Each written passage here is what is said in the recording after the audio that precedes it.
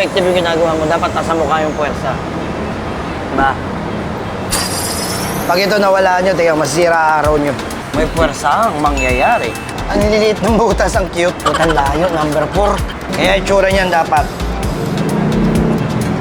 Kita nyo, mali agad. No look. No look mechanic. Wow, pogi pala nito sa ilalim. Tatasan ko talaga labor na to. Hindi lang tayo puro vlog dito, nagtatrabaho talaga tayo rito. Sarap! Bakit ganun? So alright mga C1 Nation, meron tayo ditong CX4RR. Pero hindi akin to sa customer to. Supposedly dapat para sa akin yung full system, kinulit ako ni Sir. So ito yung first time namin mag-full system, ako mismo yung gagawa. After nito, i-deliver na lang namin ito sa bahay ni Sir, tapos hingan na lang natin siya ng feedback. So tara mga C1 Nation, samahan niyo ako, si Boss Arch ang gagawa ngayon. Back in it, baby, just in a town. I'm on the edge, I ain't coming down. I get too high, I'm afraid of the ground. I'm young and I'm paid to play with it. I'm bad again, yeah, I'm active again. First step, syempre, pag sports bike, yung pinaka nakakainis, isang damakmak na fairing. At also, bakit nga ba papalitan natin ng full system? Papakita ko bakit. Sobrang gaan kasi ng difference nila. Diba?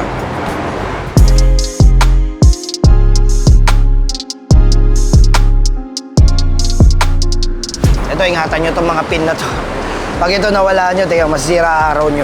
Itong pangit sa mga modern bikes May tornilyo na, may clip pa, may socket pa. Kaya nakalimutan natin, anong oras tayo nagsimula? Siguro mga 11:10. Mga 11:10 tayo nagsimula, 10 minutes. So pagpalagay natin 11 PM tayo nag-start. Tingnan natin, gaano katagal magtrabaho si Boss Art. Diba? Ito yung mga nakakatakot na akala mo napakawalan mo na lahat, tapos may matitirang isa. Tapos yung matitira na isa na yun, pag pinuwersa mo, yun yung babali.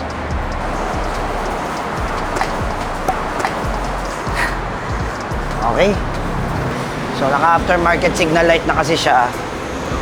Binili niya to sa amin, pina-install na lang din. Ngayon lang siya bumalik for sa full system. Ito yung gilid. Ilang piraso to? 1, 2, 3. Ito ang full exhaust system ng CX4RR. So, 4. Inline 4. 400cc. May catalytic, may resonator, may pampatahimik. Benefits ng full system. Siyempre, mas magaang. Gaang na ng motor, papagangin pa natin. Lalagyan pa natin ng tunog na maangas. At ang final form nito dapat, sa ganitong katitinding motor, sports bike talaga. Super sports bike, actually. Pero 400cc, dapat to pinare-remap para ma-enjoy ninyo. So, bago yon, full system muna tayo. Baklasin natin to. Stock exhaust first.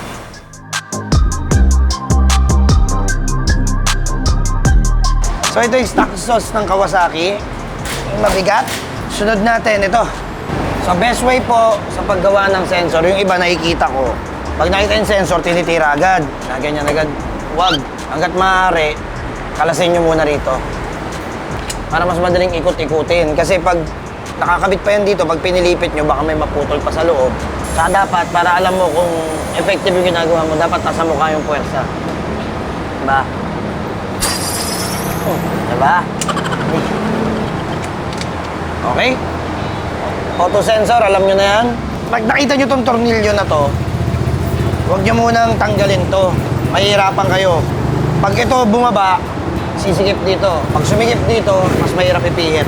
Ito na yung pinakamahirap na part dito sa installation ng big bike na exhaust. Kasi ito lang ang tools. Kailangan mo ipasok to. Problema, paano kung walang puwersa? Doon pumapasok yung mga gulang moves ng mekaniko natin. So, ano yan? Ang bolt niyan, upper and lower. Suggest ko sa inyo, unahin nyo muna yung upper. So, ito yung tools na ginagamit namin pag nagkakalas kami ng full system. Bakit ka mo? Kaya nitong sumuot sa mga loob-loob, tapos matigas to. Tapos, ang pinakagusto ko rito, yung pag di namin abot, diba? Tignan nyo ulit. Dapat, nasa mukha ang puwersa, Dalawa, wala. Kaya. Tingnan mo. Diba? Dapat nasa mukha puwersa. Up! Ay, number 1 yun. Ay, number 2. Up! Ay, number 3. Naluwagan ko na lahat to, Baka sabihin nyo, ang lakas ko. Malakas talaga. Yun, di ba? Dali, nasa mukha ang sikreto. Putang layo, number 4.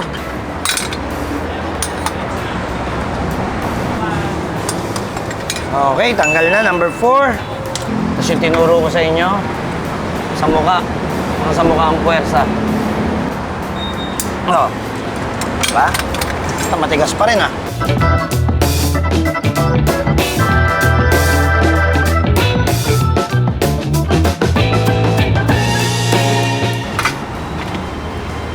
Yay! Diba? Hindi lang tayo puro vlog dito. Ako mismo gumagawa. Okay, next. Bubuuin natin yung full system. 4 kasi yan eh. Magkakalas lahat. Ito yung tsura niya, no?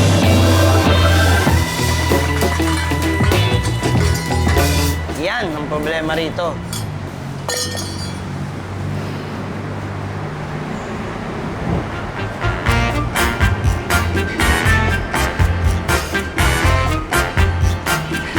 Nasa mukha ang sikreto.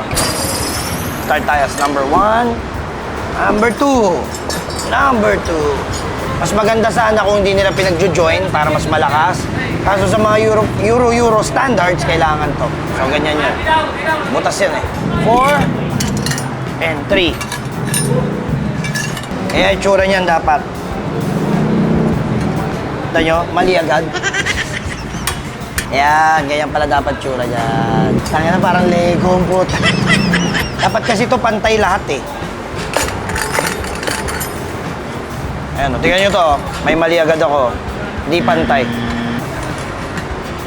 So, ang gagawin? Pihit. Okay. May puwersa ang mangyayari. Nasa mukha ang sikreto.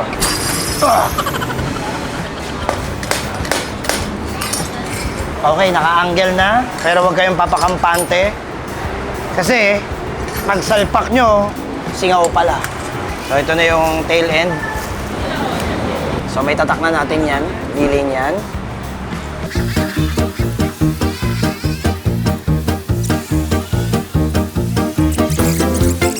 O, yan na. O, buo na natin. Di ba? Hindi lang tayo puro vlog dito. Nagtatrabaho talaga tayo rito. So, salpak na natin to. 1 by 1 ang salpak nito. Binuo ko lang para magka-idea tayo. Pero 1 by 1 ang salpak nito. Okay, sige, tara. Wala na tayong choice eh. Tataasan ko talaga labor nito.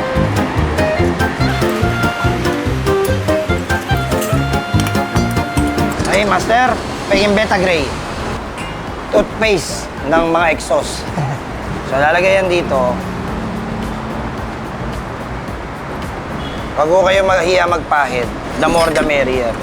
Ito yung gumagawa ng instant seal sa headers papunta sa exhaust ng makina. Sa exhaust port.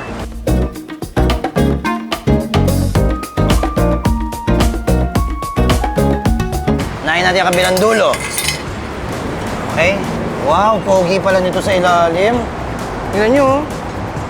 Ang liliit ng butas, ang cute. Sabit ng planche. Bawat ngiwi ng mukha mo, nararamdaman mo yung kanto ng mga pinapasukan ng kamay mo kahit di mo nakikita. Diba? No look.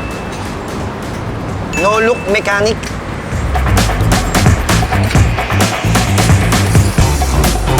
Okay. Last 2. Putang ina. Sobra. Lagagi. Sobra. Dalawa na lang yung tornilyo, paano naging 3 to? Saan kaya to? Nasa mukha ang sikreto. Okay, isa sa technique dito, huwag nyo munang sisikipan yung isang tornilyo. Dapat step by step at sabay-sabay. Kasi pag sinikipan nyo, hindi man lalapat yung flange.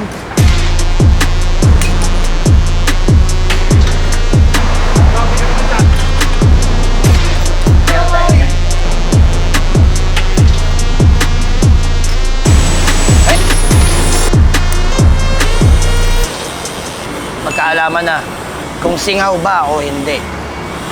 This is the moment. Yeah! Ilang oras yun? So, ayan o, halos 30 minutes. 1 hour din pala.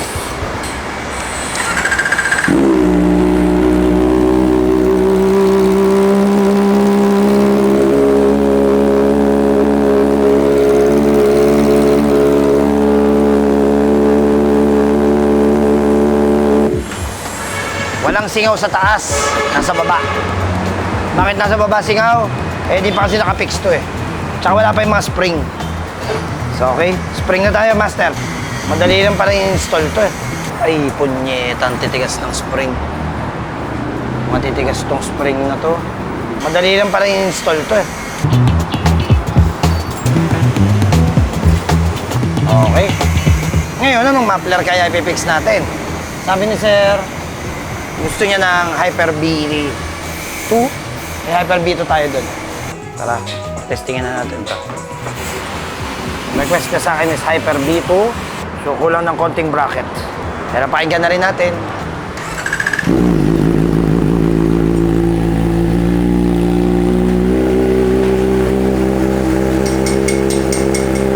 Testingin natin itong Bilin M2. Ito mas malaki-laki. Yeah, mas malaki-laki. Lalim ah.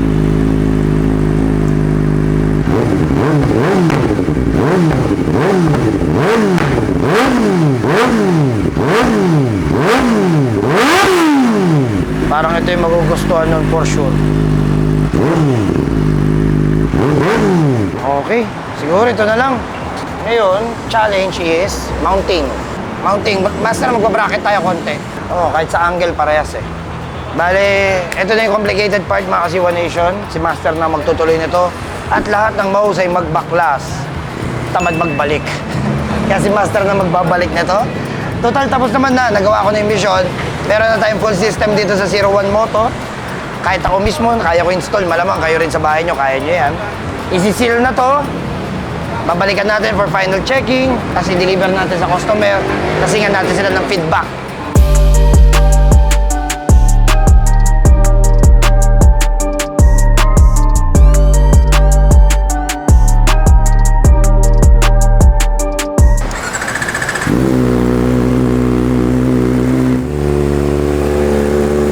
Pogi nung tunog nung tambuchong napili di full system. Iba dati. Dapat mapaganyan ko rin yung akin bukas na bukas. Sarap. Hinatid mo na. So alright, deliver natin itong motor kay sir. Mamaya, tingin natin yung feedback sa kanya. Lupit.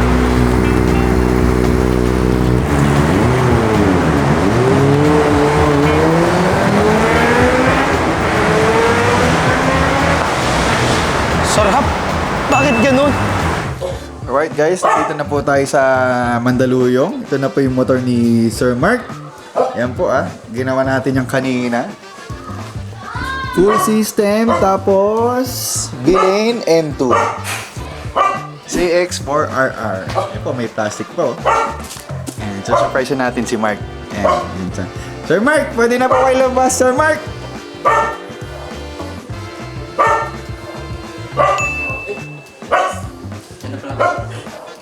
Ayun na sir, dineliver na namin yung CX4RR nyo. Yan, isa. Pinadala ko to stock dun sa 01 Moto Paranaque. Ang idea ko is full system kasi may catalytic. Tsaka may nakita ako dun M2. So, ito yung pinakabit ko ngayon. And pansin ko, ang linis ng paggagawa, ang alaga doon. So, yan, sir. Pinaano natin yan. Full system. Ito Makikita nyo. Medyo madilim nga lang. Okay yan. Kasi ang linis eh. Ang linis pati lahat pagkakabit. Sir, okay lang ba? Sige po.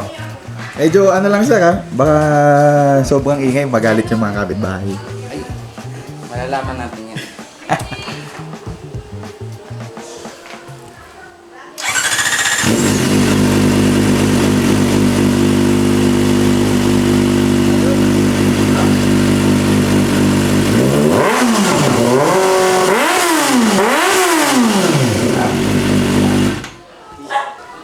Okay na?